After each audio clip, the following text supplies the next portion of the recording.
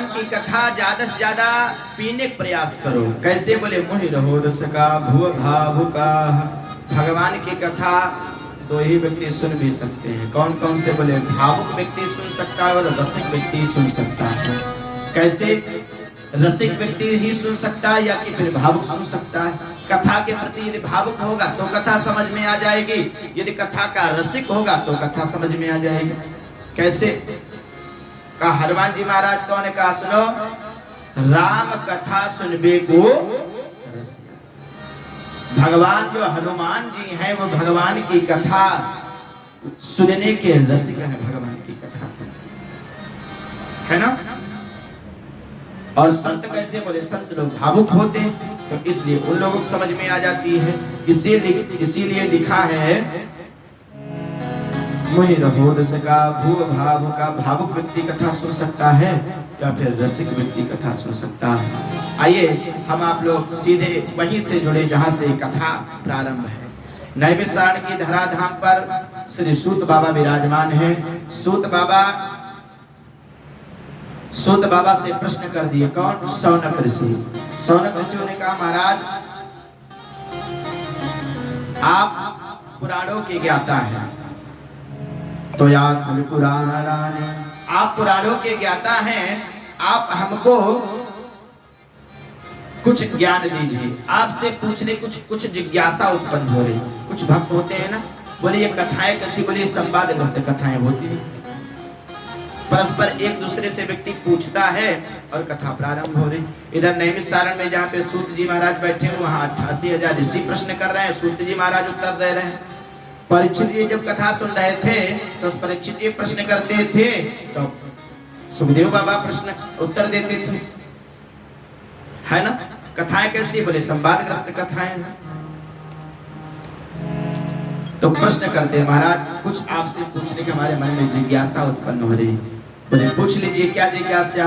तो यहाँ पे शौनक ऋषियों ने 6 प्रकार के प्रश्न किए। कैसे? बोले पहला प्रश्न जो हमारा है वो ये है कि मानव के लिए परम धर्म क्या है? क्या पूजा करना परम धर्म है? कि दिन में 5 बार स्नान करना धर्म है? कि मंदिर जाना धर्म है? आखिर परम धर्म क्या है? परम धर्म का निरूपण कीजिए। दूसरा प्रश्न तुरंत कर दिया। क्या? कहा महाराज मेरा दूसरा प्रश्न ये है, जब हम मंदिर जाते हैं तो कोई व्यक्ति ये कहता कि राधा कृष्ण सबसे बड़े, कोई ये कहता कि नारायण सबसे बड़े, कोई ये कहता दुर्गा सबसे बड़ी, कोई ये कहता अरे सुनो सुनो सुनो भैरव बाबा सबसे बड़े, है ना। तो आखिर जो प्रधान देवता वो कौन है?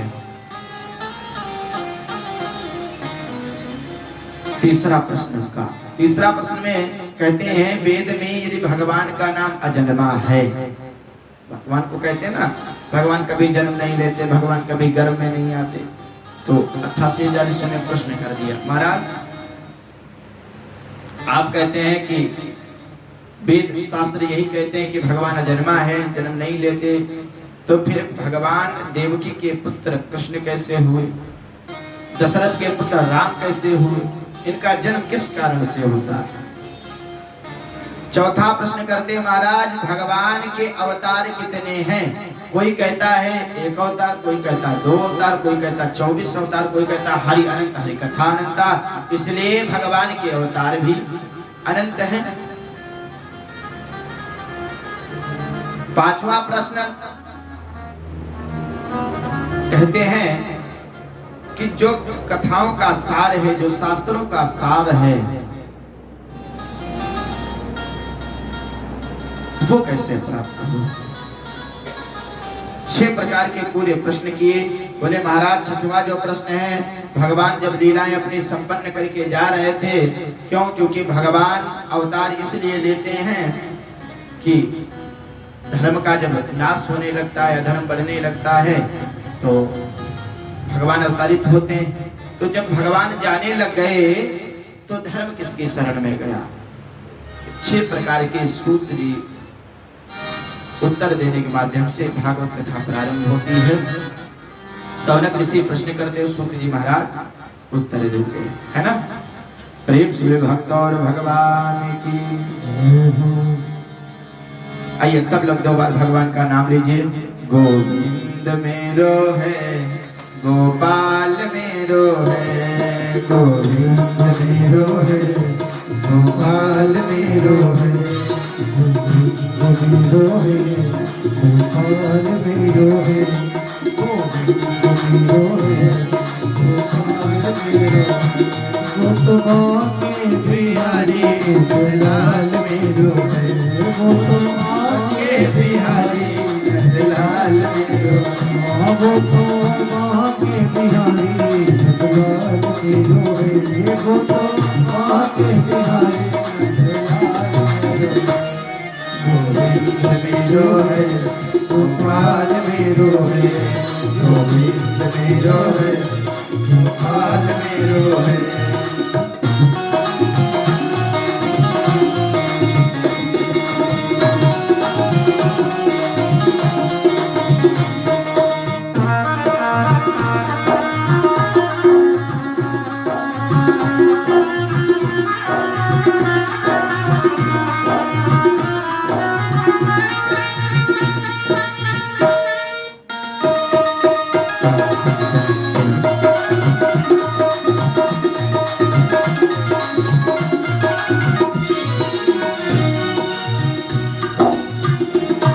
भक्त और भगवान की।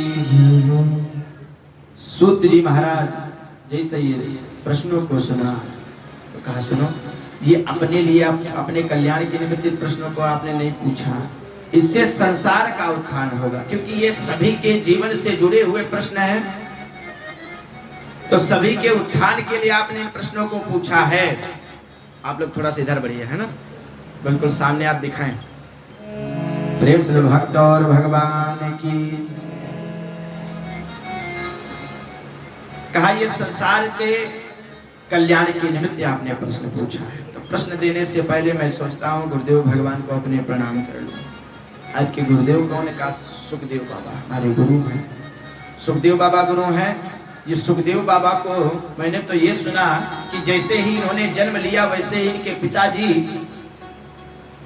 पीछे पीछे से जा रहे हैं और ये आगे आगे जा रहे हैं। तुरंत ये वन को चले गए थे। ऐसा क्यों हुआ? का सुनो, जो सुखदेव जी हैं ये कहाँ रहते थे? बोले गोलोक में रहते थे। गोलोक में राधा जी के पास रहते थे, राधा जी के सानिध्य में रहते थे, भगवान का माला जपते थे। एक बार क्या हुआ, वहां भगवान कृष्ण आए तो कृष्ण का नाम तो जपते थे, क्योंकि सुख होता है, पक्षी जो होता है तोता, उसको जो आप सिखा दे जपता तो रहेगा, लेकिन उसको अधिक जानकारियां तो नहीं होती। भगवान कृष्ण आए तो भगवान के कृष्ण का निरंतर जप करता था,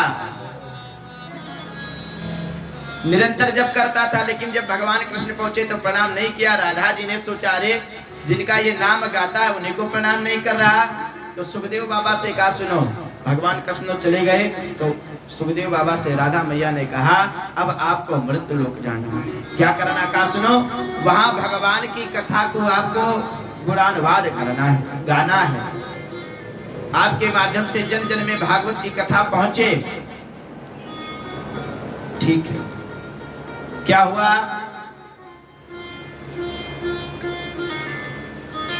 खींच लीजिए फोटो। कहते भी हैं बड़ा सुंदर मंदिर दिखाई पड़ते हैं ना, खींच लीजिए।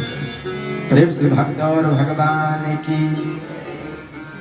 एक समय की बात, अब सुखदेव बाबा कैसे आए मृत्यु लोक में? तो नारद मुनि ने मन में विचार किया कैसे आए, तो कहा सुनो मैं कुछ व्यवस्था करता हूँ।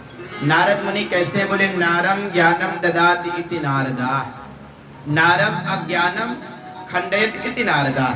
जो अज्ञान का खंडन कर दे, अज्ञान को खंडन करके ज्ञान भर दे, वो कौन है? बोले वो नारद है। नारद देव दर्शना, नारद के विषय में बहुत सारी बातें बताई गई। नारद पुराण पढ़ के देखिए। कहा नारद देव दर्शना, जहां नारद जी पहुंच गए वहां भगवान को पीछे से जरूर जाना। अच्छा, ध्रुव जी को पहले कौन मिला था? नारद मिले थे कि भगवान मिले थे? हैं? नारद जी मिले थे। प्रहलाद जी को पहले कौन मिला? नारद जी मिले। अच्छा, कंस के यहाँ पहले कौन गया? भगवान गए कि नारद गए? नारद जी गए। जितने राक्षसों का उद्धार होता है, जितने भक्तों को भगवान प्राप्त होते हैं, उनको फिर उनके पास भगवान को जाना जरूर होता है। लिखा है नारद देव दर्शना, नारद के दर्शन हो गए तो समझो भगवान के साक्षात दर्शन हो गए। नारद मुनि ने मन में विचार किया, सुखदेव बाबा का प्राकट्य कैसे हो? कहा सुनो मैं कुछ व्यवस्था करता हूँ। बोले समय तो लड़ाई झगड़ा मैं करा चुका हूँ, पर अभी पार्वती जी में और शंकर जी में कोई विवाद नहीं होता, उनमें श्रद्धा प्रेम बहुत है। क्या किया जाए? कहा सुनो वही धावा बोलता हूँ। एक दिन कैलाश पर्वत पे नारद मुनि पहुंच गए। पार्वती जी ने देखा, पार्वती जी ने प्रणाम किया। क्यों? क्योंकि पार्वती जी नारद जी को अपना गुरु मानती हैं। और नारद मुनि पार्वती जी को क्या मानते? बोले माता जी मानते। उन्होंने कहा गुरुदेव आपको प्रणाम, तो भाई नारद मुनि ने कहा माता जी आपको भी प्रणाम। कार्य में देख रहा हूं कि आजकल आप इधर उधर जाना बहुत कम कर दिए हैं, चढ़ाइए, सब इसी की व्यवस्था है, इसी की जरूरत है। कहा महाराज आप आजकल आना जाना थोड़ा कम कर रखे। बोले हाँ आजकल हम थोड़ा कम जाते आते। क्यों कम जाते आते? बोले सब स्वार्थी लोग हो गए हैं, तो मैं स्वार्थी लोगों के यहाँ जाना ना थोड़ा कम कर दिया हूँ। हाँ सब? बोले हाँ सब लोग स्वार्थी हैं, सबकी यह रीति है। क्या?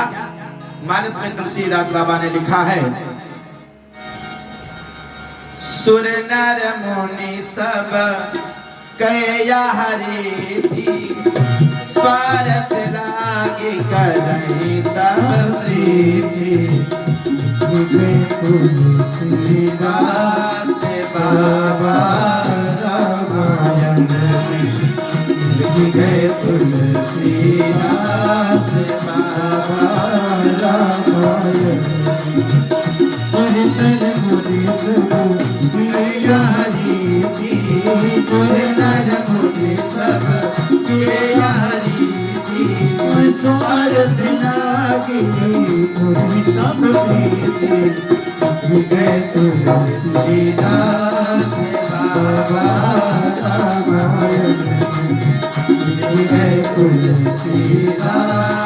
बाबा रामायण।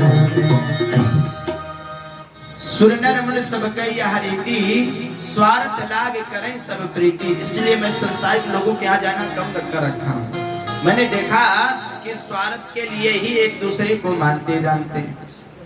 कहा प्रभु हे गुरुदेव भगवान, नारद जी से निवेदन करने लगे। मैया पार्वती जी क्या निवेदन करेगा? सुनो मैं दूसरे के यहाँ तो नहीं जानता, पर हमारे जो स्वामी जी हैं वो हमको बहुत प्रेम करते हैं। अच्छा बहुत प्रेम करते तो बहुत अच्छी बात है। कहा हाँ उनको तो मुझसे कोई बात ही नहीं छुपाते। कहा नहीं छुपाते। क्या क्या बता दिया? कहा जो उनको गुरु मंत्र में मंत्र मिला है वो भी मुझे बता देते हैं। ध्यानस्थ हो जाते हैं जब भोले बाबा भगवान का नाम लेते लेते, तो उनके मन में जो छवि आ जाती, कभी राम की कभी कृष्ण की, वो भी मुझसे आकर के बताते कि आज मैंने भगवान कृष्ण को खेलते हुए देखा, भगवान राम को मैंने इस छवि में देखा।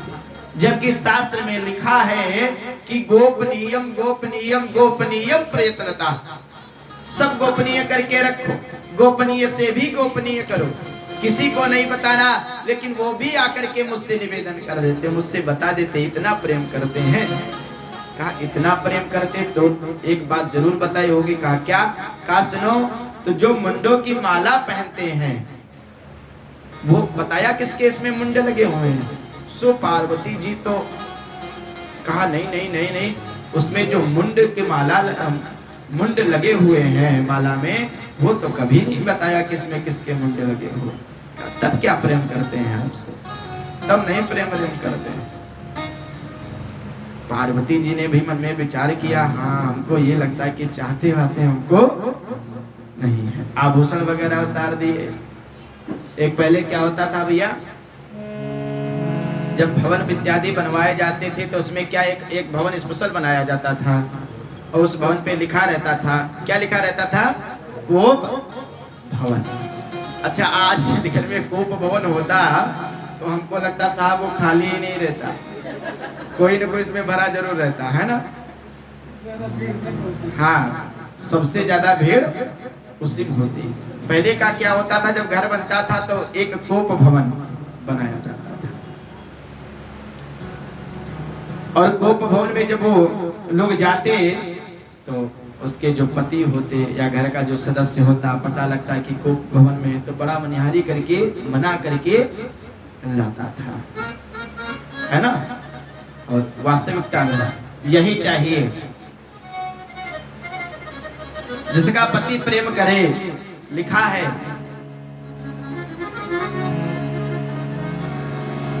करे योग दिल से सो योगन वही है, पिया जिसको चाहे सुहागन वही है, पिया जिसको चाहे सुहागन वही है, पिया जिसको चाहे सुहागन वही है।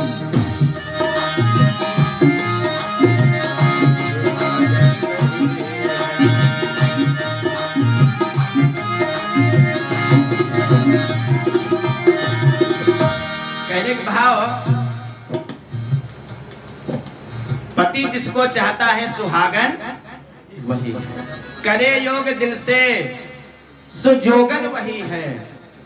अच्छा, ऊपर मन से हम भगवान के भक्त बहुत बड़े साहब नहीं हो सकते, यदि अंदर से भगवान के प्रति श्रद्धा भक्ति नहीं है, प्रेम नहीं है, कैसी आपकी भक्ति? भक्ति तो सदैव अंदर से होती है। क्या हुआ, पता चला पार्वती जी को कुछ इसमें मुंडों की माला लगी हुई है, वो किसके, ये तो कभी नहीं बताया। क्या हो, रूप भवन में चलते हैं, वस्त्राभूषण उतार के बहुत हल्की सी साड़ी पहन करके माता जी को भवन में पहुंच गई। और इधर नारद मुनि जब जाते हैं तो बाबा अमरनाथ जहाँ पे, वहीं पे गुफा में बैठ करके भजन कर रहे थे, और जाते जाते निवेदन किया कि सुनिए भोले बाबा, आपको मैया जी याद कर रहे हैं। कहा हाँ प्रभु, यदि आप हो करके आए हैं वहां तो मैया बिल्कुल याद कर रही होंगी। आपके जहां पैर पड़ जाए वहां जरूर कोई ना कोई याद करेगा। भोले बाबा जब वापस आए, पता लगा मैया को भवन में भगवान मनाने के लिए गए। कहा मैं तो आपको बहुत मानती थी, पर आपने मुझसे छल किया। कहा कौन सा छल? कहा आपने जो मुंडों की माला आप पहनते हैं उसमें किसके मुंड लगे, आपने कभी नहीं बताया। कहा अरे देवी, कभी समय ही नहीं मिला, कभी आपने ऐसा पूछा ही नहीं इसमें किसके मुंड, ये तो आपके ही मुंड माला है। मैं आपसे कितना प्रेम करता हूँ, यही प्रमाण है कि आपके ही सिर है।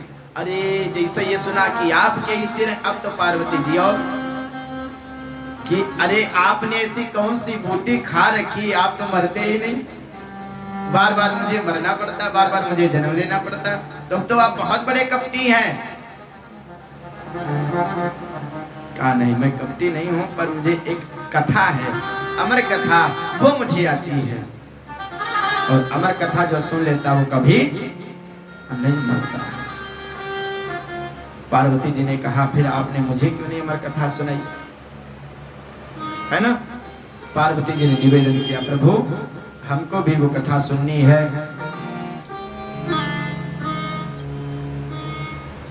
पार्वती जी पूछ रही भोले बाबा से, तो चाही रघुपति कथा प्रसंगा, रघुपति कथा प्रसंगा, रघुपति कथा प्रसंगा, रघुपति कथा प्रसंगा, रघुपति कथा प्रसंगा, लोग जग दुर्गा, सकल लोग जग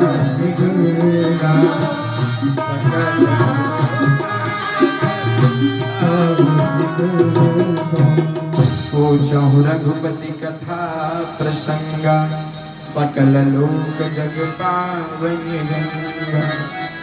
पार्वती जी ने उस कथा को सुनना चाहा। पूछ रहे कौन सी कथा है? भोले बाबा ने कहा सुनो, कथा तो ऐसे नहीं सुनी जा सकती, एकांत में सुनना है। गुफा में माता जी गई, पर सामने भोले बाबा बैठे, उनके बिल्कुल ठीक सामने पार्वती जी बैठे। जहाँ पे कथा हो रही थी वहीं पे एक शिला है, शिला के पीछे तोते का अंडा है, बिल्कुल फूटने वाला ही था। क्या हुआ?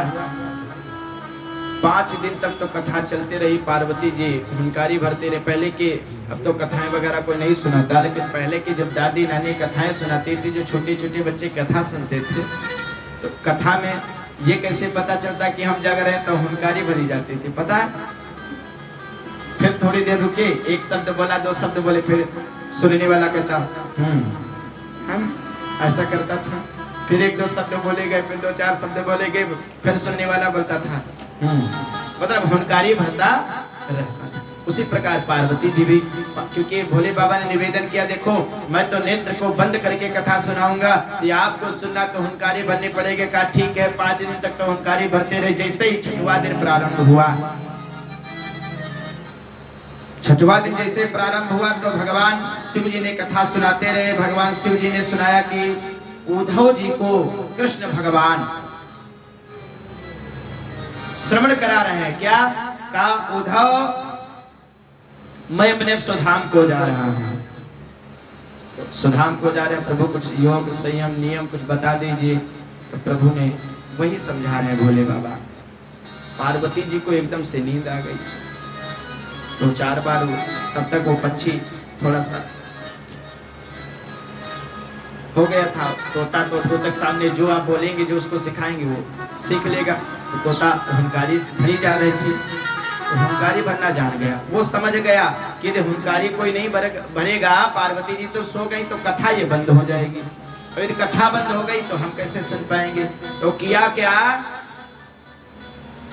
तोता का जो बच्चा था वही हुंकारी भरना शुरू कर दिया। कथा विराम हुई, तो जैसे ही भोले बाबा ने जयकारा लगाया, प्रेम से बोलो कृष्णचंद्र भगवान की, वैसे ही पार्वती जी की एकदम से आंख खुल गई। तो पार्वती जी कहने लग गए, प्रभु फिर आगे क्या हुआ? आगे क्या हुआ मतलब सुन नहीं रही थी क्या? कहा नहीं, मैंने तो इतना ही सुना कि उद्धव और कृष्ण का संवाद प्रारंभ हुआ। बोले फिर हुंकारी कौन भर रहा था? बोले मुझे तो नींद आ गई प्रभु, मैं तो नहीं जानता। देखा कि एक छोटा सा पक्षी, भगवान शिव। कहा इसने तो चोरी से कथा सुन ली, अपराध कर दिया। कभी भी व्यास मंच के पीछे से कथा नहीं सुननी चाहिए, कथा तो सामने से सुननी चाहिए। इसने चोरी की है कथा की। क्या किया जाए? पक्षी आगे आगे उड़ रहा है और पीछे से वो भोले बाबा त्रिशूल लिए जा रहे हैं। सम्यक प्रास है, सम्यक प्रास नाम का स्थान है, वहां पे व्यास जी बैठे हुए हैं। व्यास जी की जो पत्नी है बिटका देवी, उनको एक बार उबासी आई, तो छोटा सा पक्षी मुख के द्वारा प्रवेश कर गया। व्यास जी के आश्रम के पास भोले बाबा खड़े हैं। तो व्यास जी ने देखा, प्रणाम किया, महाराज आप यहाँ? बोले हाँ, एक पक्षी है, उसने चोरी से कथा सुन ली और आपकी देवी, आपकी पत्नी के गर्भ में प्रवेश कर गया। अरे कौन सी कथा सुन ली? बोले अमर कथा। आप किस लिए? बोले मारने के लिए। प्रभु तो इस कथा का भाव क्या हुआ? बोले जो इस कथा को सुन लेगा वो अमर हो जाएगा। बोले फिर प्रभु आप ही नियम बिगाड़ देंगे। जब वो अमर हो जाएगा तो उसको मारने के लिए तो आप ही खड़े हैं, उसको आप नहीं मार सकते। भोले बाबा वापस हो गए। हुआ क्या? 12 वर्ष पश्चात सुखदेव बाबा का जन्म होता है। सुखदेव बाबा जिस गर्भ की लोग इतनी, गर्भ को इतना लोग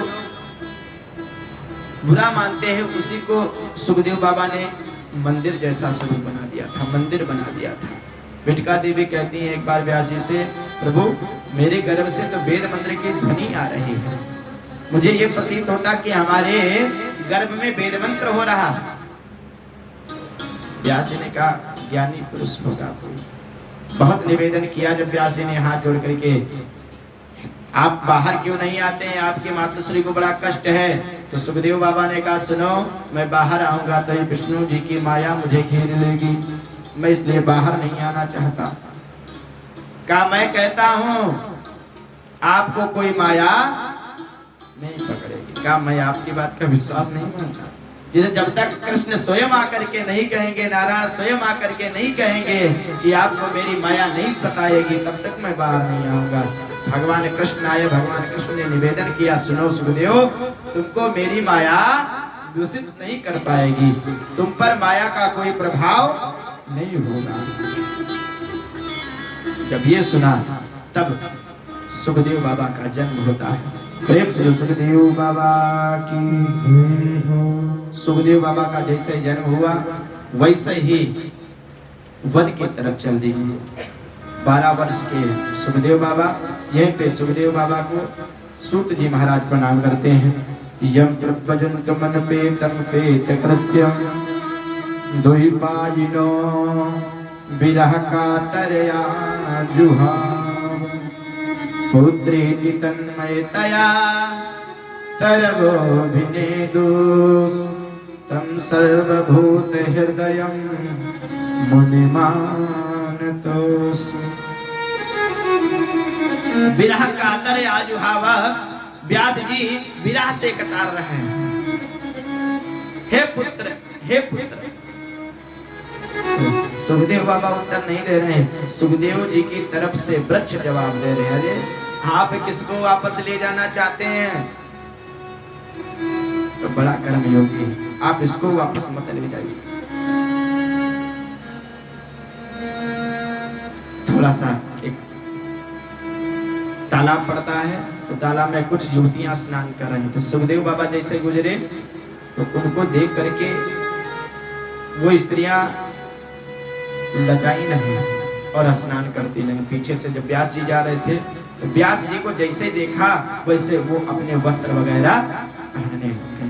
तो व्यास जी ने पूछ लिया, अरे मेरी तो बहुत उम्र हो गई है, मैं तो आपका पर बाबा और बाबा के समान हूँ, मुझसे तुम लज्जा करते हो। मेरा ये नव युवक 25 वर्ष का जा रहा है, इसके सामने आपने कोई लज्जा नहीं कहा। सुनो बाबा, आपके मन में विकार है, लेकिन जो सुखदेव जी हैं इनको पुरुष और स्त्री का कोई भेद ही नहीं पता है।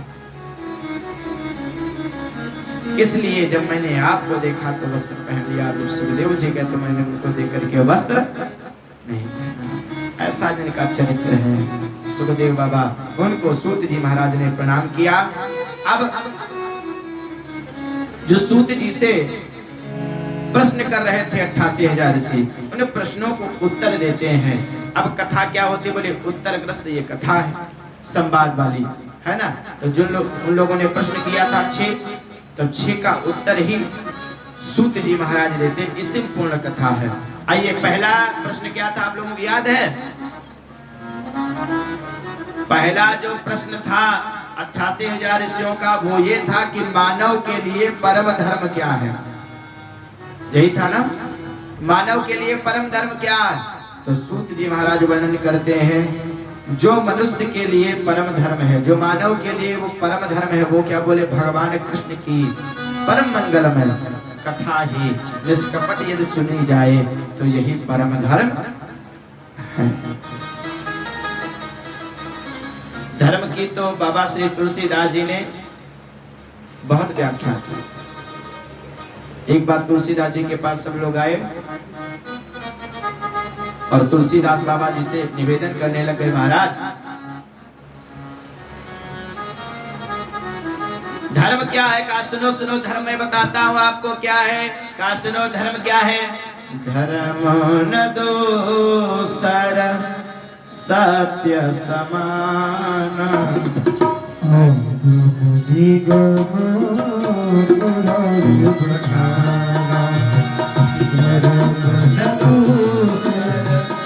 सत्य समान, आगम निगम पुराण बखान।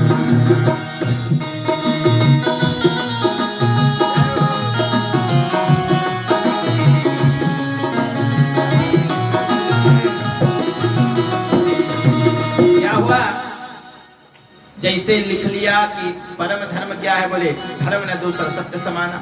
तुलसीदास जी ने कहा सुनो, जो लोग लिखने के लिए आए थे परम धर्म का महाराज यही धर्म है, तो वो लोग जाने लगे। कहा महाराज आपने बता दिया सबसे बड़ा जो धर्म वो सत्य बोला। कहा सुनो सुनो सुनो, ये तो धर्म है सबसे बड़ा, लेकिन इससे भी बड़ा मैं आपको धर्म बताता हूँ, दूसरा धर्म लिखो। और दूसरा धर्म लिखने लगे। क्या सुनो, परहित सरेसा धर्म नहीं भाई, पीड़ा समान नहीं अधमाए। परहित सरेसा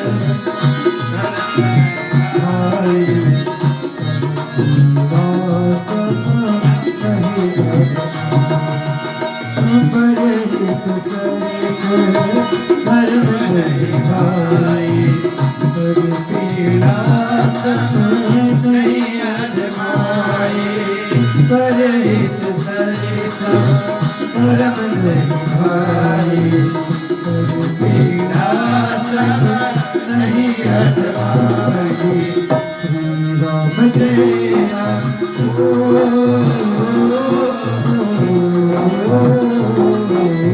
श्री राम जय राम जय राम, राम जय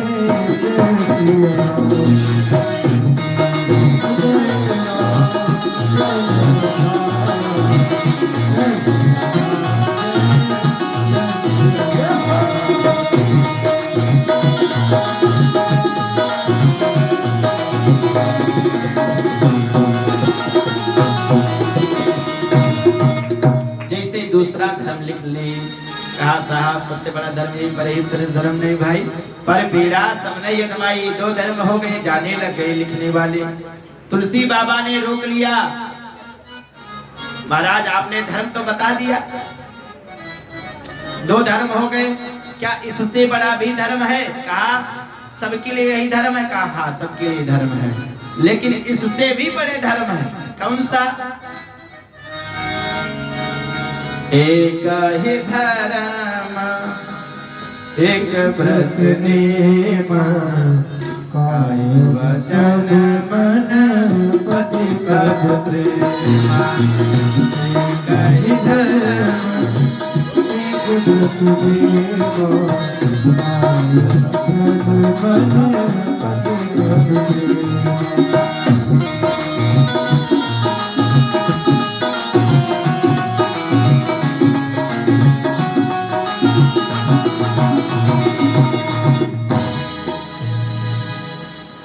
तीसरा धर्म बता दिया।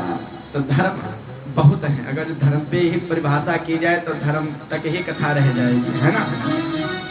अब आगे भी बढ़ा जाए तो सुखदेव बाबा कहते हैं, सूत जी महाराज कहते हैं, जो परम धर्म है निष्कपट निकामना, कोई कामना नहीं होनी चाहिए, और भगवान के चरणों में आसक्ति करना ही ये परम धर्म है। दूसरा प्रश्न जो 88,000 ऋषियों का था वो ये था कि महाराज मैं मंदिर जब जाता हूँ तो नाना प्रकार की मूर्तियां होती हैं। कोई कहता दुर्गा बड़ी, कोई कहता भोले बाबा बड़े, कोई ये कहता साहब सुनो आजकल तो साईं बाबा बड़े हैं। अरे कलयुग में तो इतने भगवान हो गए कि गिनती कराना मुश्किल। तो आखिर बड़ा कौन है? कहा सुनो, जो बड़ा है वो मैं बताता हूँ। अवहेलना किसी की नहीं करनी चाहिए। कोई देव है, कोई है, मतलब बताया किसी की निंदा ना करो, निंदा किसी की नहीं करनी है, और जिस पे श्रद्धा अटक जाए उसे प्रेम करो। मैंने तो कई लोगों को ये देखा साहब कि 33 करोड़ देवी देवता बताए गए, है ना। इतने देवता हैं कि गिनती करना मुश्किल, लेकिन फिर भी लोग चादर चढ़ाने का, फिर भी चलो श्रद्धा भक्ति है उनकी। मैंने तो कई लोगों को ये देखा, एक जगह में गया, तो जब गया तो वहाँ प्रसाद लेकर के, महाराज प्रसाद पाली के, जब प्रसाद लेने से पहले एक बार ये जरूर पूछ लीजिए प्रसाद कहाँ का है। प्रसाद तो लोग बताते हैं, तो अधिकतर लोग बता ही देते हैं प्रसाद कहाँ का, लेकिन जब ना कोई बताए तो जरूर पूछ ली प्रसाद कहाँ का। मैंने पूछा ये भैया प्रसाद कहाँ का है, तो उन्होंने कहा महाराज अजमेर शरीफ गए थे, वहीं का प्रसाद है, मजार का, मजार से ही लाए महाराज, मजार का चढ़ाया हुआ प्रसाद है। हमने कहा साहब ऐसा प्रसाद आपको ही चाहिए। अच्छा मजार है, मजार का मतलब क्या होता है पता है आप लोगों को? क्या होता है, जब कोई व्यक्ति का देहांत हो जाता है तो उसी को उसमें रख करके फिर उसको कब्र बना दी जाती है ना, वही मजार होती है, उसी को मजार बोलते हैं लोग। और हमारे सनातन धर्म में क्या है, जब किसी के कब्र पे जाया जाता है या किसी के मजार पे जाया जाता है तो वहां से आने के बाद स्नान ध्यान किया जाता है, और वहां का मैं प्रसाद पालू साहब, प्रणाम कर लिया और हाथ धो लेने का, ये प्रसाद आप ही को। क्यों? तो बताया सूत जी महाराज, निंदा किसी की नहीं, निंदा किसी की मत करो, पर प्रेम भक्ति जो उसमें करना है उसमें ही करना है। क्यों? किसमें करना? बोले कृष्ण में। कृष्ण कौन है? बोले यथा तरोर मूल निवेश जनेन त्रव्यन्ति तस्कंद भुजो पसाखा। एक पेड़ होता है, पेड़ में अलग अलग जल देने की जरूरत नहीं होती। किसी को आपने फल पे जल डालते हुए देखा है, या किसी को पत्ता सींचते हुए देखा है? किसी को डाल सींचते हुए देखा है? नहीं देखा होगा। लोग करते क्या है, बोले जड़ में ही जल डाल देते हैं, उससे फल भी हरे हो जाते हैं और फूल भी अच्छे निकल आते हैं और पेड़ भी हरा भरा बना रहता है, होता है ना। तो कहा भगवान जो कृष्ण है, जो नारायण है, वो जड़ है। सृष्टि का जो आरंभ हुआ वो कहां से हुआ? नारायण से ही हुआ। तो जड़ कौन हो गया? नारायण हो गए। बोले नारायण की यदि आप पूजा करेंगे तो सब देवी देवताओं का पूजा का फल प्राप्त होगा। अलग अलग करेंगे तो आप पहले फूल को सींचिए, फिर फूल से फल को सींचिए। तो अलग अलग करने का मतलब भाव क्या?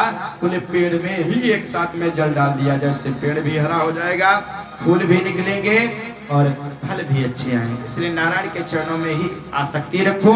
और बताया सुनो, सबकी तरफ मत भागो। क्यों? एक ही साधे सब सधे, सब साधे सब जाए। एक ही साधे सब सधे, सब साधे सब जाए। और गीता में भी भगवान कृष्ण कहते हैं अनन्याश्चिन्तयन्तो मां ये जना परिभाषते तेषां युक्ताभियुक्तानां योगक्षेमं वहामि। जो मेरे प्रति ही आसक्त हो जाता है उसका योगक्षेम मैं सब करता हूँ, भगवान स्वयं कहते हैं। तो सूत जी महाराज वही वर्णन करते हैं, नारायण के चरणों में ही आसक्ति रखनी चाहिए, निंदा किसी की नहीं करनी चाहिए। ये हमारे दूसरे प्रश्न का उत्तर। तीसरा प्रश्न का उत्तर का तीसरा प्रश्न में आपने ये कहा था कि भगवान का नाम अजन्मा है तो जन्म कैसे लेते हैं, जन्म लेने का कारण क्या होता है, वो प्रभु बताइए। तो वो सुनो क्या होता है। रामचरितमानस में बाबा श्री तुलसीदास जी ने भी लिखा है। क्या लिखा है? जब जब होई धर्म कै हानि, जब जब होई धर्म की हानि, मोहे असोरय धर्म अभिमानी, मोहे असोरय धर्म अभिमानी।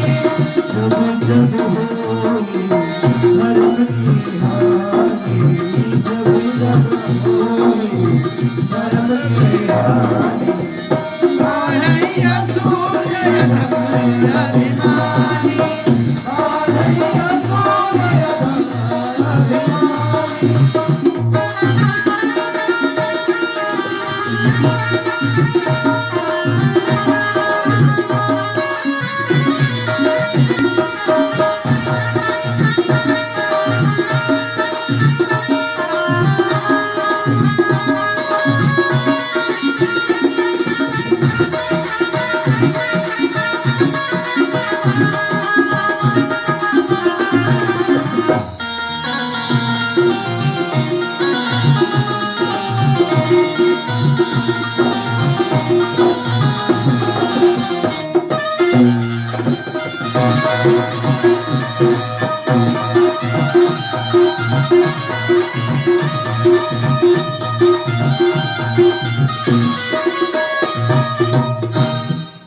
जब जब होई धर्म के हानि, बाढ़ई असुर अधम अभिमानी।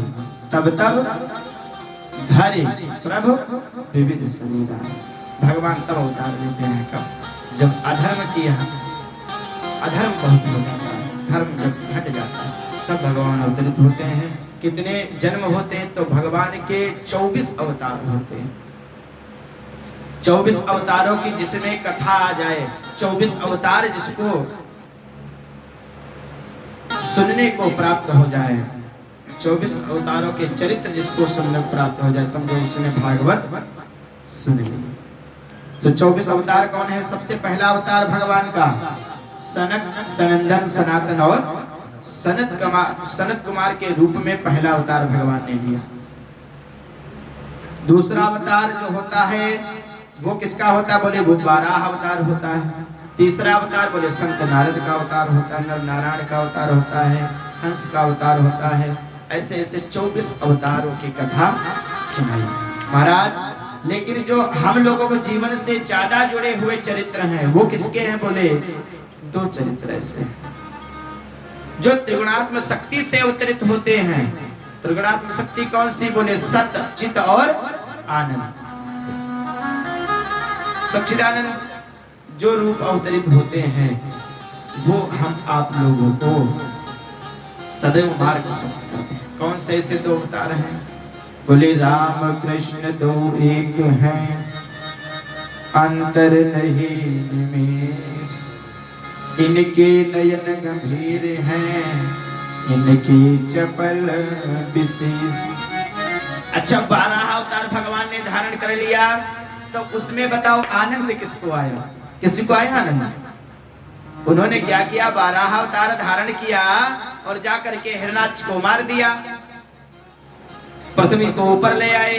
तो उन्होंने क्या किया? सीधे सीधे शक्ति का प्रदर्शन किया। तो उनका अवतार हो गया सत। सत शक्ति से उन्होंने अवतार लिया। उसमें आनंद और चिद नहीं आया। चिद मतलब होता है ज्ञान। चिद शक्ति से कौन सा भगवान अवतार लिए? का चिद शक्ति से जो अवतार हुआ वो नर नारायण का हुआ, सनक, सनंदन, सनातन, सनत कुमार का हुआ, संत नारद का हुआ। क्यों? क्योंकि ये जगह जगह लोगों को ज्ञान देते हैं। तो कैसा अवतार हो गया? बोले चित शक्ति से अवतार हो गया। और सत, चित और आनंद तीनों शक्ति से जो अवतार होते वो किसका अवतार? बोले राम कृष्ण का ही अवतार है। इसी कथा सुना दी। आगे क्या होता है? बोले महाराज आप कह रहे हैं कि सब सृष्टि भगवान से होती है, तो भगवान से सृष्टि कैसे होती है? सुनो, भगवान से ही सृष्टि का सृजन हुआ है। यहाँ पे बड़ा सुंदर सृष्टि वर्णन की कथा सुनाई। सुखदेव बाबा किसके पुत्र हुए, कैसे सुना था? सुनो, नारायण के पुत्र ब्रह्मा हुए।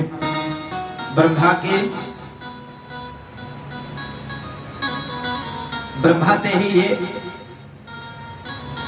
फिर सृष्टि की रचना हुई। ब्रह्मा से कौन हुआ? बोले ब्रह्मा के जो पुत्र हुए वो वशिष्ठ हुए। वशिष्ठ के पुत्र शक्ति हुए। शक्ति तत्र पुत्र पराशरम च। शक्ति के जो पुत्र हुए पराशर जी हुए। पराशर जी के ही पुत्र कौन हुए? व्यास जी। व्यास जी के पुत्र सुखदेव बाबा। तो व्यास जी जो हैं, व्यास किसका नाम होता है? जो विस्तार करता है ना, उसी का नाम व्यास होता। तो इनका नाम क्या? बोले इनका नाम द्वैपायन है। क्या नाम है? द्वैपायन। क्या विस्तार किया साहब? तो कहा सुनो, पहले एक वेद था, एक वेद का इन्होंने विभाजन किया, 4 वेद बना दिए। 4 वेद बना दिए। बोले अब सब लोग पढ़ेंगे, ज्ञानी हो जाएंगे, अपने कल्याण का, अपने उत्थान का सब लोग मार्ग खोज लेंगे। लेकिन वेद की भाषा इतने कठिन कोई नहीं पढ़ पाता। तो उन्होंने क्या किया? एक 5वां वेद रच दिया। कौन सा? महाभारत। महाभारत की रचना की। धीरे धीरे उन्होंने 17 पुराणों की रचना की। लेकिन उनको ऐसा प्रतीत हो रहा है कि मैंने कुछ अभी तक नहीं किया। प्रतीत हो रहा, तो एक बार उदास बैठे हुए हैं, संत नारद आ गए। संत नारद ने पूछा, अरे आप इतने बड़े संत होकर के उदास बैठे हैं। कहा, प्रभु मैंने बहुत कुछ किया, पर मुझे ये प्रतीत हुआ है मैंने अभी तक कुछ नहीं किया। क्योंकि एक लेखकार कितना ही विस्तार कर जाए, लेकिन जब तक उसको आत्म संतोष नहीं होता तब तक दूसरे को भी संतोष नहीं हो सकता। वो जान जाता कि हमको संतोष नहीं तो इनको सुनने में भी आनंद नहीं आ रहा है ना। और कथा वगैरह तभी समझ में आती है या गीत वगैरह तभी समझ में आते हैं जब भाव और श्रद्धा के साथ में सुने जाएं। एक दो बात अच्छा सुन ली जाए तो अनिष्टकारी भी हो जाती है। ऐसे एक जगह भैया कथा हो रही थी, तो कथा हो रही तो पंडित जी कथा सुनाए, 7 दिन तक भागवत सुनाए। राजा साहब के यहाँ कथा चल रही, राजा साहब ने क्या किया, दक्षिणा नहीं दिया। तो कथा में तो आप लोगों को पता ही है, कथा में सुनाया तो पंडिताइन जी घर पहुंची तो पंडिताइन ने पूछा, धन कहाँ लाए, पैसा कहाँ, दक्षिणा कहाँ मिली क्या? तो कहा सुनो, दक्षिणा राजा साहब ने उधार कर दी। 2-4 दिन हुए, 10 दिन हुए तो पंडित जी को तो कोई बात नहीं, लेकिन पंडिताइन जी की मन में इच्छा हुई कि जाओ पैसा लेकर के आओ। पंडित जी पहुंचे राजा साहब के यहाँ, बोले राजा साहब से डायरेक्ट दक्षिणा क्या मांगे?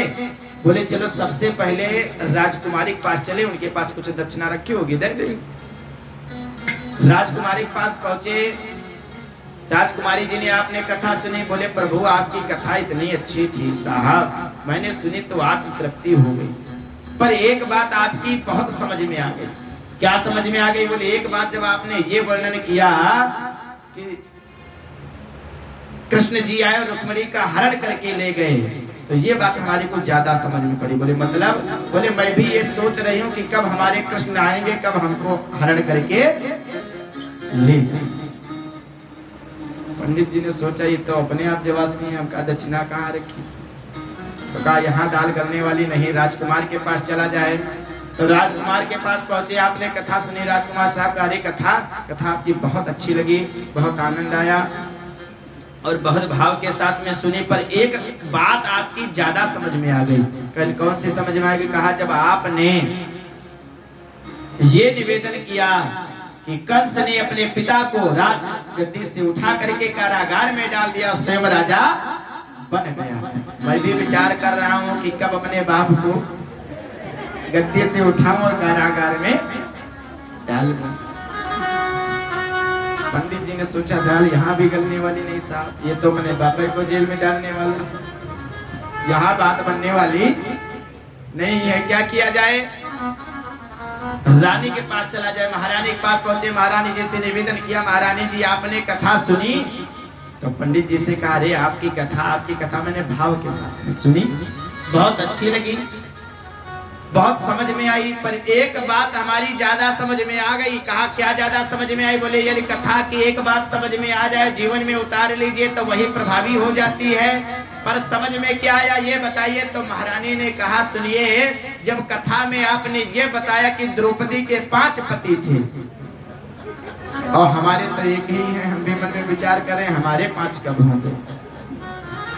कहा सुनो भाई, तो 5 पति वाली कल्याण यहाँ होने वाला भी नहीं। स्वयं राजा के पास जब गए तो राजा से कहा, महाराज आपने कथा सुनी, अरे कथा आपकी बहुत अच्छी लगी, पर एक बात ज्यादा समझ में आ गई। प्रभु जब ज्यादा एक बात समझ में आ गई तो एक ही बात से कल्याण हो जाता, पर आपकी समझ में क्या आई?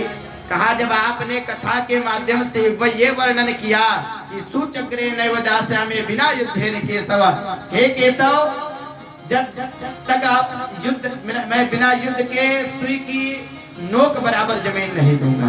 तो यदि आपको दक्षिणा लेनी है तो आज मुझसे युद्ध करें। पंडित जी ने हाथ जोड़ लिया, कहा ये तो सब गड़बड़ हो गया भाई, ये बात करने वाली नहीं है। प्रेम से भक्त और भगवान की जय हो। आइए जय हो, सादर प्रणाम है भैया।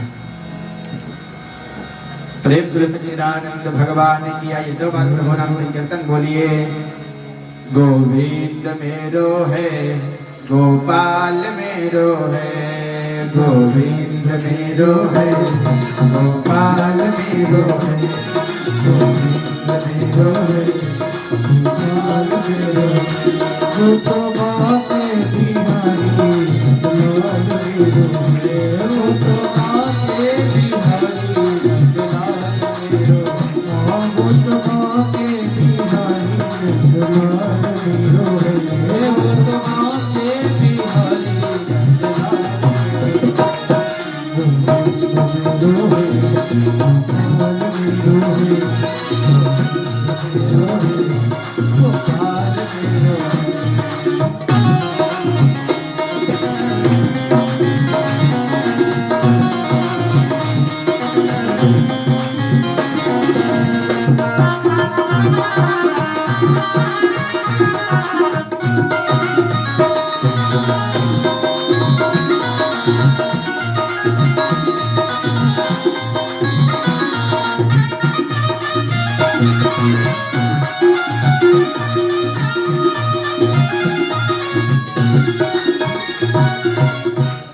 संत नारद आए तो व्यास जी से निवेदन किया, आप उदास क्यों हैं? तो व्यास जी ने बताया, मुझे संतोष नहीं।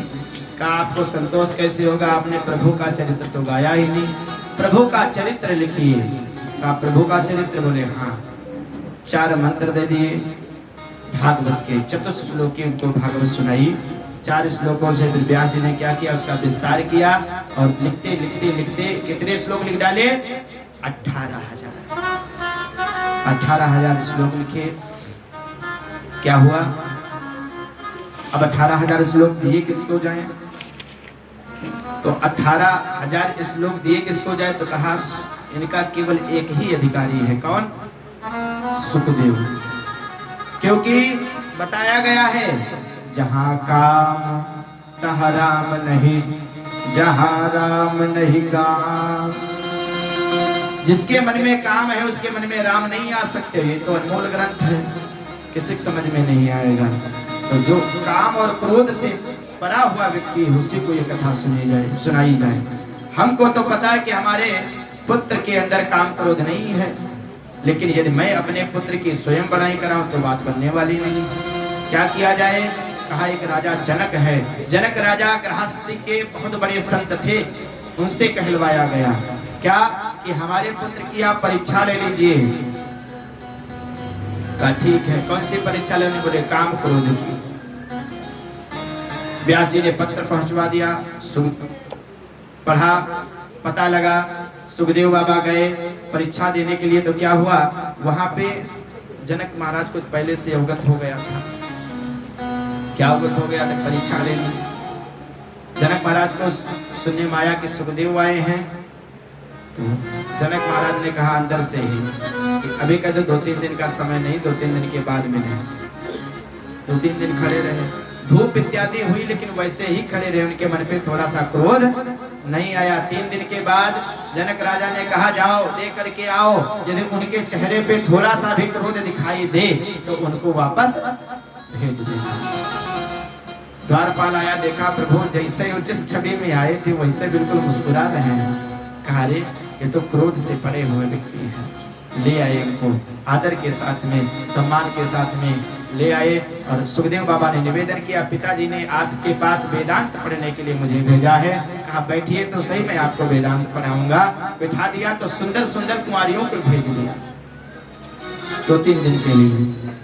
कोई पान खिला रहा है, कोई पंखा झल रही है, लेकिन सुखदेव बाबा के मन में थोड़ा सा भी विकार नहीं आया। तो आकर के जनक महाराज को पता चला कि काम क्रोध से परे हुए। व्यास जी को बताया कि काम क्रोध इनके अंदर नहीं। कहा, रे प्रभु आप तो वेद वेदांत के स्वयं स्वरूप हैं। उनको वापस भेज दिया। क्या हुआ? समय का थोड़ा सा अभाव, समय बहुत हो चुका, कथा भी बहुत बाकी है, इसलिए थोड़ा सा प्रेम से भक्त और भगवान की।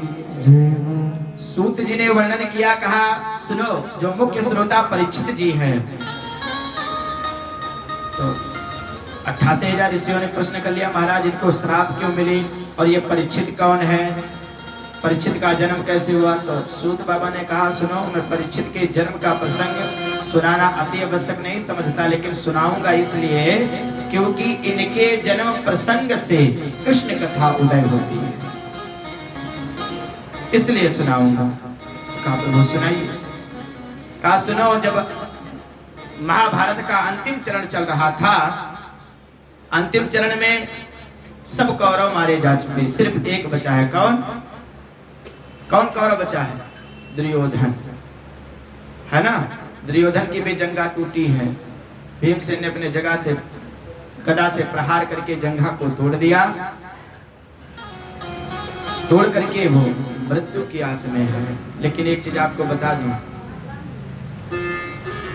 जिसके मन में विकार होता, दुर्व्यवहार होता, वो व्यक्ति इतनी जल्दी मर भी नहीं सकता। अब उसके मृत्यु की सैया पे लेटा हुआ, लेकिन फिर भी सोच रहा है यदि एक पांडव मर जाता तो आत्मसंतोष हो जाता।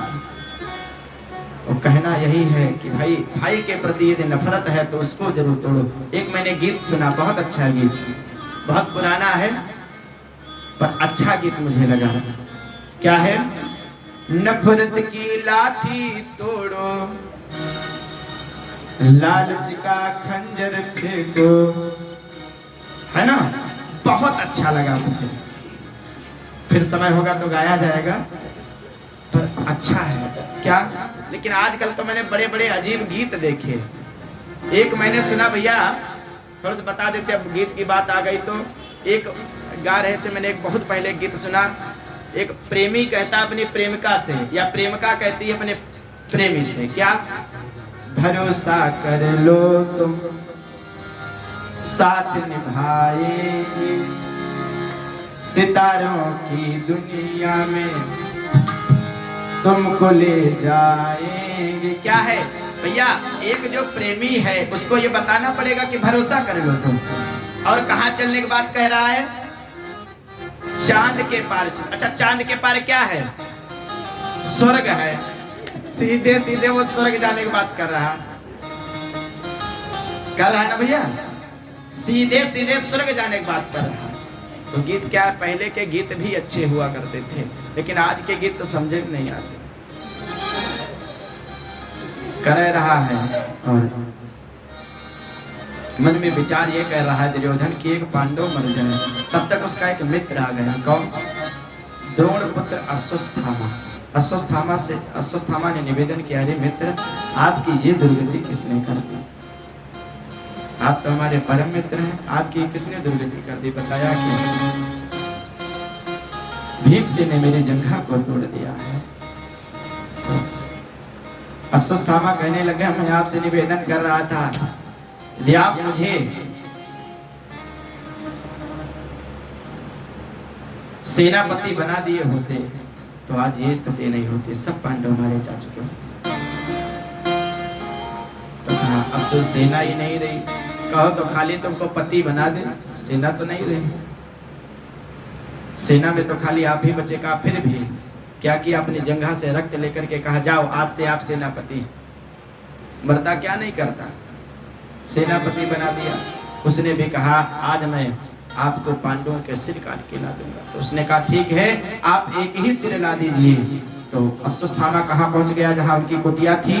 और आज भगवान को पता चल गया कि पांडवों पर बड़ा संकट है, तो पांचों पांडवों को लेकर के आज टहलने भगवान निकल गए। क्यों? क्योंकि भगवान जिसके रक्षक, उसको कोई कुछ बिगाड़ नहीं सकता। लिखा है, जाको राखे साइया मार सके ना को,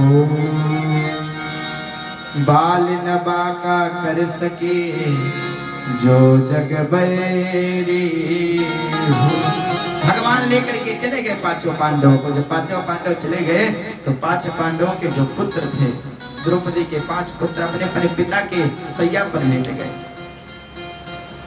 अश्वत्थामा उन्हें पांचों को सिर काट कर ये चला गया और दुर्योधन से निवेदन करने लग गया, लो मैंने 5 पांडवों का सिर काट करके ले आया। 5 पांडवों के, हाँ 5 पांडवों के सिर लाए हैं। तो उसने निवेदन किया, दुर्योधन ने, मुझे सिर्फ एक ही सिर दे दीजिए, भीम का। जैसे हाथ में सिर लिया तो जैसे ऐसे किया तो सिर फूट गया। दुर्योधन जान गया कि ये भीम का सिर नहीं हो सकता।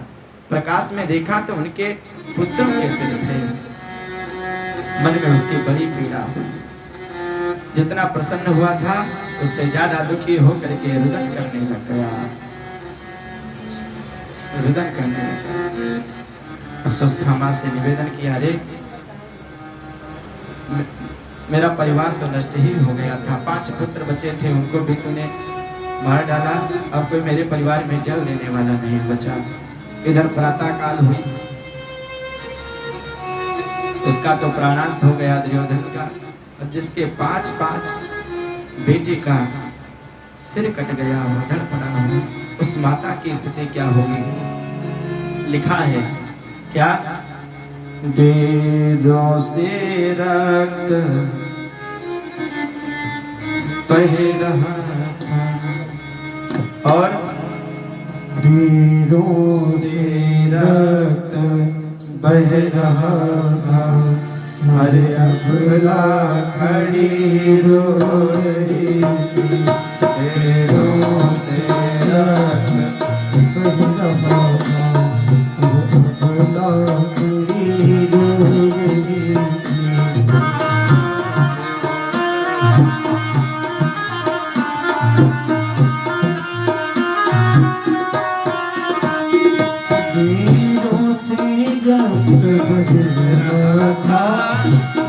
अबला खड़ी हो रही थी, तीरों से रक्त बह रहा था, अबला खड़ी हो रही थी। द्रौपदी भाली लाए हुए लालों पर खड़ी रो रही थी।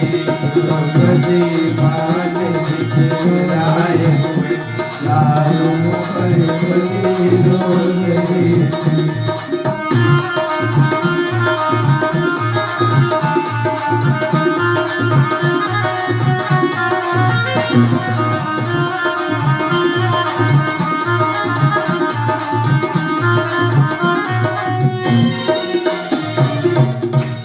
जिसके पुत्र मर गए हैं, क्या हो रहा है।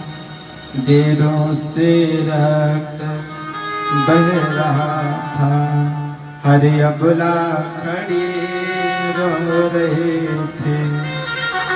द्रौपदी बाल बिखराए हुए लालों पर पड़े रो रहे थे। लालों पर पड़े के भांति रो रहे थे। अर्जुन ने अपना गांडीव को उठा करके कहा, सुनो हे द्रौपदी, अब ज्यादा रुदन न कर। जिसने तेरे लालों को सिर काटा है ना, मैं उसको जरूर मारूंगा। संकल्प ले लिया, प्रण ले लिया, ढूंढने के लिए निकले, भगवान साथ में। देखा कि अपने आश्रम पे द्रोण पुत्र सुस्थामा बैठा हुआ है। दौड़ करके अर्जुन ने पकड़ लिया। जैसे अर्जुन समीप में गए, भगवान भी समीप में, तो उसने क्या किया, सुस्थामा ने क्या किया, तुरंत ब्रह्मास्त्र का चला दिया। ब्रह्मास्त्र को चला दिया क्योंकि डर गया। सोचा अब ये मुझे अगर पकड़ लेंगे तो मुझे जीवित नहीं छोड़ेंगे। जैसे ब्रह्मास्त्र को देखा तो अर्जुन ने भगवान की तरफ प्रार्थना की, कृष्ण कृष्ण महाबाहु भक्तानां भयंकर। भगवान से प्रार्थना करने लगे, प्रभु अब तो ब्रह्मास्त्र इसने चला दिया। अब अर्जुन के समझ में नहीं आ रहा मैं क्या करूं। क्यों?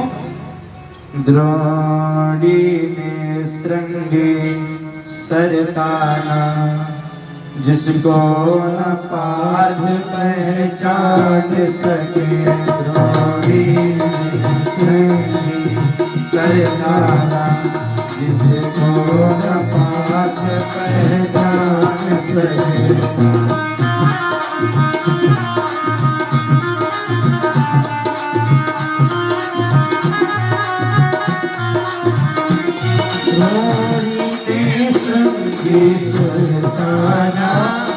जिसको न पार्थ पहचान सके।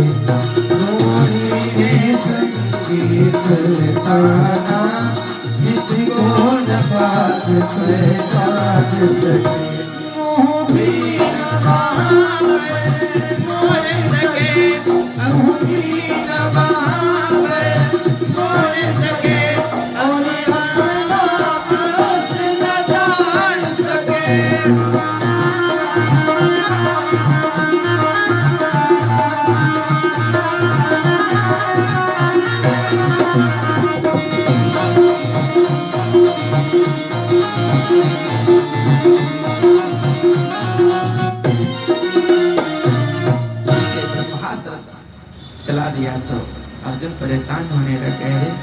मैं अब क्या चलाऊं? भगवान ने समझाया, सुनो अर्जुन, तुमको नहीं पता विष की काट विष ही होता है, कांटा कांटे से ही निकलता है। फिर उसने ब्रह्मास्त्र चलाया तो तुम भी ब्रह्मास्त्र चला दो। ब्रह्मास्त्र अर्जुन ने भी चला दिया। दोनों ब्रह्मास्त्र टकरा करके आपस में गिर गए। दोनों ब्रह्मास्त्र टकरा करके आपस में गिर गए। क्या किया? दौड़ करके पकड़ लिया। भगवान ने कहा, सुनो अर्जुन, यदि मारना हो तो इसको यही मार दो। कहा नहीं, मैं द्रौपदी के सामने इसको मारूंगा तो द्रौपदी की छाती भी थोड़ी सी शीतल हो जाएगी, क्योंकि उसके 5 पुत्रों को इसने सिर काट दिया। 5 पुत्रों का इसने सिर काटा है, तो इसलिए मैं द्रौपदी के सामने इसको मारूंगा। द्रौपदी के सामने जैसे ही ले गए तो द्रौपदी ने क्या किया? अपने मृत पुत्रों को छोड़ करके आए और आ करके अश्वत्थामा को प्रणाम किया। अरे, जो सभा में लोग खड़े थे वो अचंभित हो गए। अपने जिसने आपके पुत्रों को वध किया, जिसने आपके पुत्रों को सिर काट लिया, उसको आप प्रणाम करते हैं? ध्यान रखिए, जिसको स्वयं कृष्ण अपनी बहन मानते हो कितनी दयालु होगी। अर्जुन ने कहा, सुनो, इसको कैसे मारूं?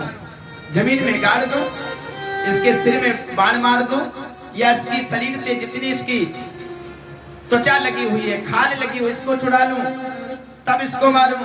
अग्नि में इसको जला के मारूं? द्रौपदी, इसको कैसे मारूं? द्रौपदी ने कहा, अरे आप मारने की बात करते हैं, सुनो, मुच्यता मुच्यता में स ब्राह्मणो नितरा।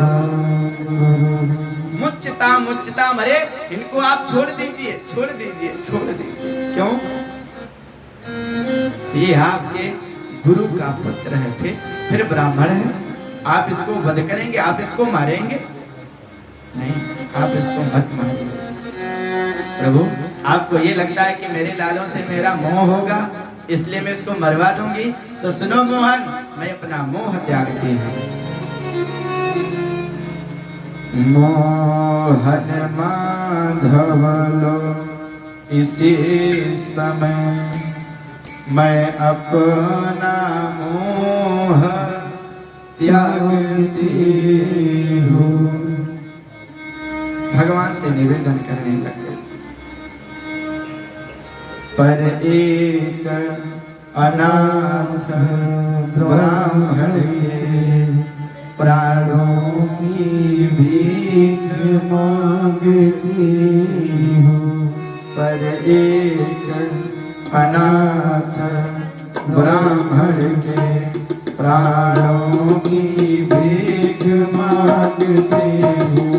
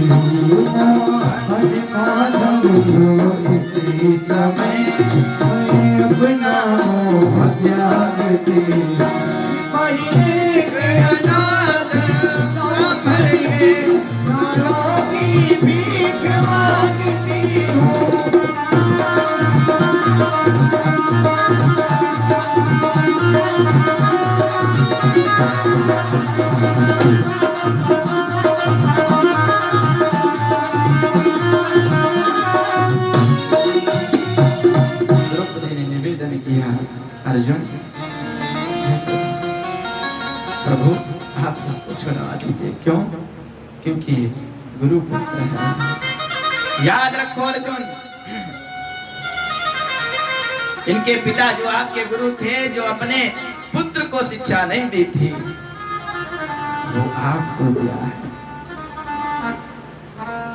आपके गुरु पुत्र, मैं जानती हूँ एक पुत्र को खोने का क्या कितना कष्ट होता है, और यदि आप इनको मार देंगे तो इनकी जो माता है उसको कितना कष्ट होगा। जीने के लिए 2 साधन बताए गए। क्या? कहते हैं पुत्र बिन पति बिन मांग सूनी, पुत्र बिन घर सोना, दो मुक्ति के मार्ग, दो बिन दुख दो। कहा एक स्त्री सुहागिन स्त्री के लिए तो उसका पति नहीं है साहब, तो उसको बड़ा कष्ट होता है।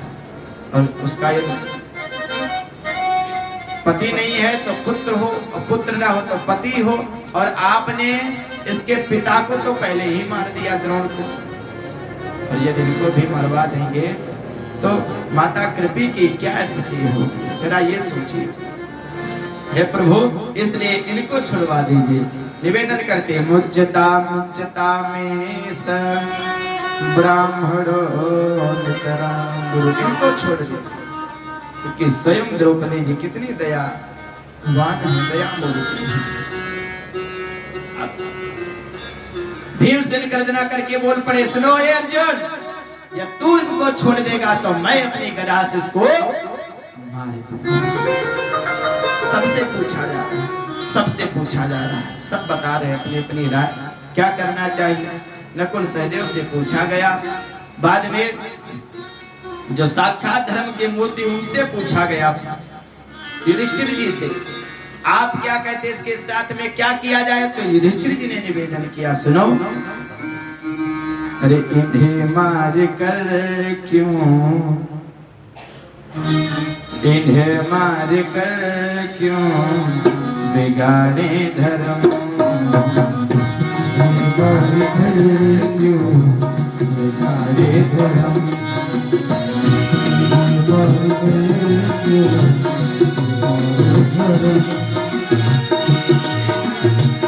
इन्हें मार कर क्यों, इन्हें मार कर क्यों बिगाड़े धर्म, इन्हें मार देंगे इनके कर्म, इन्हें मार देंगे इनके कर्म।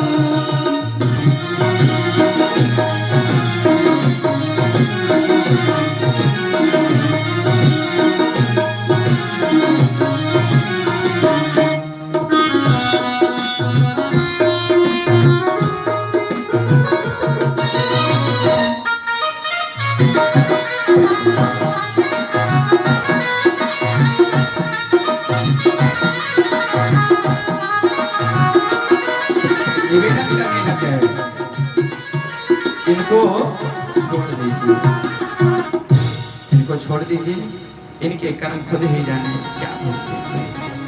बाद में भगवान से पूछा गया तो भगवान ने कहा, सुनो, शास्त्र में जैसा लिखा है वैसा ही करना चाहिए। तो प्रभु शास्त्र में क्या लिखा है, तो प्रभु बताने लगे, कौन, कृष्ण भगवान, ब्रह्म बंधुर्न हंतव्या आतताई, ब्रह्म बंधुर्न हंतव्या, ये ब्राह्मण है इसलिए इसको मारा तो नहीं जा सकता, लेकिन ये बाल हत्यारा है इसलिए इसको छोड़ा नहीं जा सकता। तो भीमसेन बोल पड़े, प्रभु क्या किया जाए, इसको मारा भी जाए और छोड़ भी दिया जाए। कहा ऐसा ही किया जाए। भीमसेन ने कहा, वाह, टेढ़ी टांग वाले का टेढ़ा ही फैसला, ऐसा कैसे हो सकता है। कहा, सुनो, इसको ऐसा ही किया जा सकता है, क्योंकि ब्राह्मण को मारा नहीं जा सकता। रामचरितमानस में भी बाबा श्री तुलसीदास जी ने लिखा है, क्या लिखा है, पूजिया विप्र सकल गुणहीना, पूजिया विप्र सकल गुणहीना, पूजिया विप्र सकल गुणहीना, पूजिया विप्र, पूजिया विप्र सकल गुणहीना, शूद्र गुण ज्ञान प्रवीणा,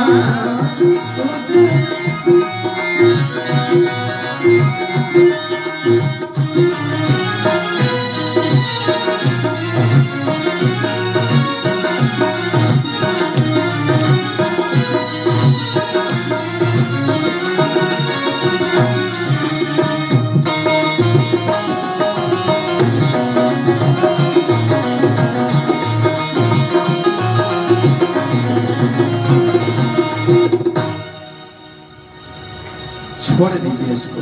क्या किया जाए? आधी दाढ़ी और आधा बाल बनवा करके और उसके जो मस्तक पे मरी लगी थी उसको निकलवा करके और धक्का मार करके उसको बाहर निकाल दिया। कहा सुनो, ये इसकी 100 मृत्यु के बराबर मृत्यु हो गई है। तो समाज से जो निष्कासित व्यक्ति हो, समझो मरा हुआ ही व्यक्ति है, उसको निकलवा करके निकाल दिया धक्का मार करके। अब एक दिन बैठा बैठा स्वस्थामा सोच रहा है कि मैंने इनके परिवार को तो पूरा विनाश ही कर दिया, पर अब इनके परिवार में कौन बचा? तो मन में विचार आया, सुनो जब अभिमन्यु की मृत्यु हुई थी तब सुनने में आया था कि उसकी जो पत्नी उत्तरा देवी है वो गर्भवती है। क्या किया? वहीं से बैठे बैठे एक मंत्र साधन किया और ब्रह्मास्त्र चला दिया। और मंत्रों का जो शक्ति प्रयोग होता वो ऐसा होता कि दिखाई किसी को नहीं पड़ता, पर काम बिल्कुल वैसा ही हो जाता है। ब्रह्मास्त्र चला दिया तो उत्तरा देवी को आभास हो गया कि कोई ऐसी शक्ति आ रही जो हमारे गर्भ को नष्ट करने जा रही है। आभास हो गया तो हाथ जोड़ करके भगवान के पास आ गई। उत्तरा देवी निवेदन करने लग गई, है प्रभु पाहि पाहि महायोगिन देव देव जगत्पति नान्यं तद्भयं पश्य यत्र मृत्यु परस्परम्। पाहि पाहि महायोगिन, हे प्रभु आप जगदीश्वर हम आपकी शरण में। मुझे ऐसा प्रतीत होता है कि मेरा गर्भ जलने वाला है और मेरी गर्भ की रक्षा कर लीजिए। मुझे कुछ हो जाए मुझे परवाह नहीं, पर मेरे गर्भ को कुछ ना होने पाए। भगवान ने ध्यान करके देखा, अरे अश्वस्थामा तो इतना नीच कर्म कर सकता था, मुझे आवाज नहीं था। ऊंच निवास नीच कर तूती, तो इतने दिव्य गुरु द्रोण का पुत्र होकर के ऐसा नीच कर्म किया। गर्भ में जो बालक है उसको तूने हत्या करने के लिए मन में ठान ली। भगवान ने उत्तरा देवी से कहा, उत्तरा सुनो, तुम अपनी मन में थोड़ा सा मात्र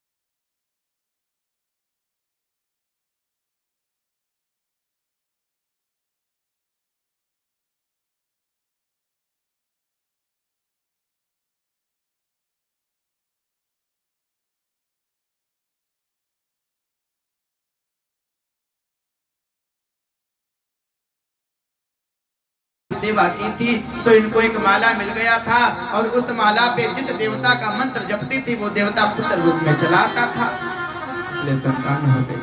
और सुनो, इनके पति नहीं थे, ये विधवा स्थिति में 5 पुत्रों को ऐसे संभालती जो सब पुत्र हमेशा मारने के लिए तत्पर रहते थे, सब पुत्र मारने के लिए। और ये 5 पुत्र कैसे संभालती, इनके जीवन में सदैव दुख रहा। आपके जीवन में सदैव आपने दुख भोगा हुआ, मैं आपको दुख नहीं दे सकता।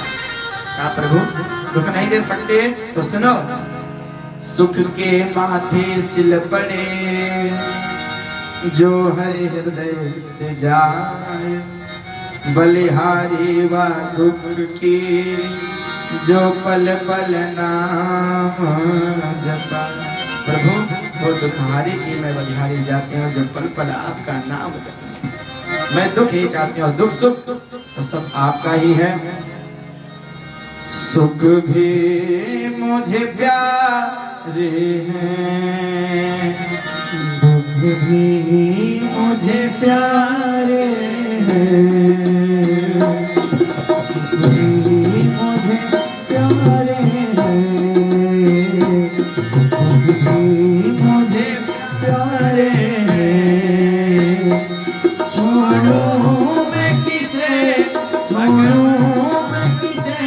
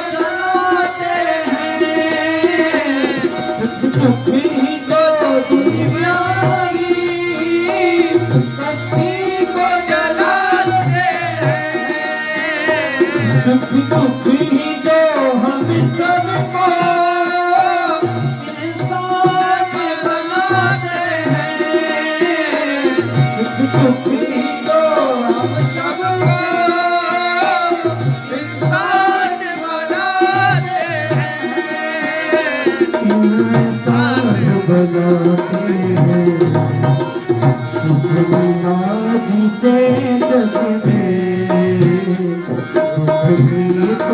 तुम्हारे हैं,